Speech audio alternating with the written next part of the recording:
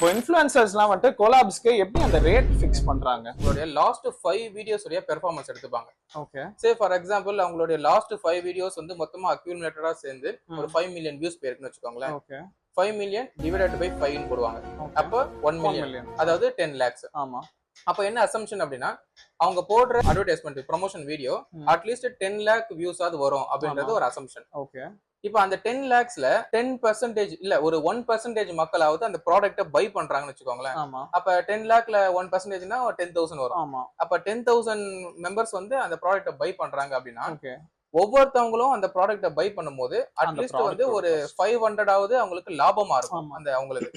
So அப்ப 500 into 10,000 அப்படின்னு போடும்போது 50 lakhs ஆகுது. ஆமா. சோ 50 lakhsக்கான பிசினஸ் அந்த ஒரு ப்ரொமோஷன்ல உங்களுக்கு கிடைக்கும் மினிமம் அப்படின்றது ஒரு அசம்ஷன். ஓகே. அப்ப 50 lakhs அப்படின்னா அந்த 50 lakhs ஆஃப் ரெவென்யூல ஒரு ப்ராஃபிட்ல எங்களுக்கு 10% கொடுங்க அப்படின்னு கண்டென்ட் கிரியேட்டர்ஸ் கேட்பாங்க.